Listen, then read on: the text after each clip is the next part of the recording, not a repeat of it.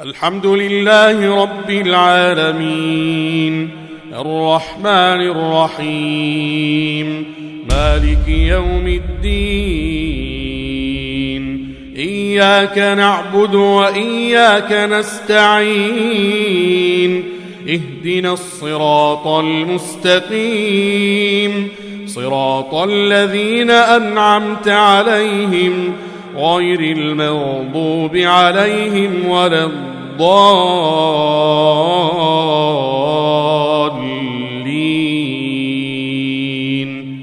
آمين.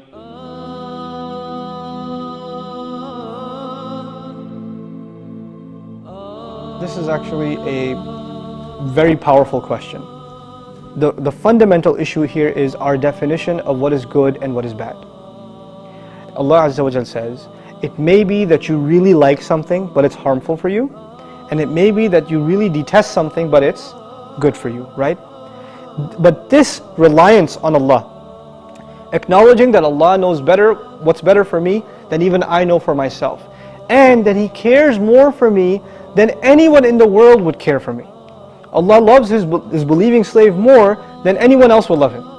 This is actually the promise of Allah. يُحْبِبْكُمُ So when Allah loves, you can't compare that love with anybody else's. There's no comparison. So first of all, understand Allah is not putting us through anything out of spite or hatred or abandonment or anything like this. And I could tell you a much worse scenario. You have the Messenger sallallahu alaihi wasallam. I mean, who will Allah love? Who does Allah love the most on the face of this earth? Is His Messenger sallallahu alaihi wasallam. He gets revelation, and he delivers it to the people, and he loves to get revelation. It is the most beautiful experience for him. But then there's a period where he stops getting revelation. There's a gap. There's a gap. And the people who he constantly invites through revelation, they say, so nothing new today? What's going on? Running dry? Oh, your Lord doesn't like you anymore? They start taunting the Messenger sallallahu alaihi wasallam. They start taunting him and hurting his feelings, really deeply hurting his feelings. And still no revelation is coming, no revelation is coming. Now imagine the sense of concern and the fear. Maybe Allah is in fact disappointed with me. Maybe I did do something wrong. Allah reveals consolation and He says, مَا وَدَّعَكَ رَبُّكَ وَمَا قَلَى. Your Lord didn't abandon you, and He's not displeased with you either. So Allah sent him consolation. The first thing to note for a believer who's in distress, in worldly distress, your real consolation is in the Quran. You read the word of Allah sincerely. You'll find advice in it. You'll find comfort in it. But it is at that very moment when we are in distress that Allah really tests who are the people who believe and who are the people who only believe when times were good. So this is really, Allah puts us through these tests so we can show our reliance on Him, and then He opens doors that you couldn't even imagine.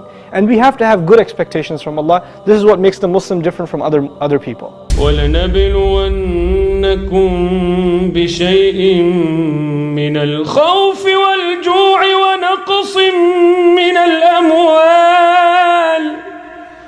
ونقص من الأموال والأنفس والثمرات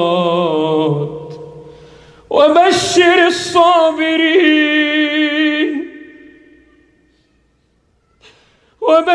الصابرين الذين إذا أصابتهم مصيبة قالوا إنا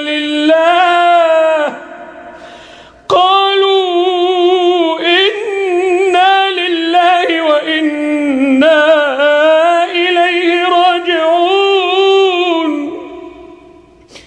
أولئك عليهم صلوات من ربهم ورحمة أولئك عليهم صلوات من ربهم ورحمة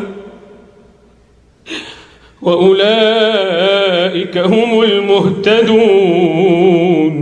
سبيل الدموع سبيل مريح تنهد يا صاحي كي تستريح وغص الدعاء الخفي الصريح يسعك الفضاء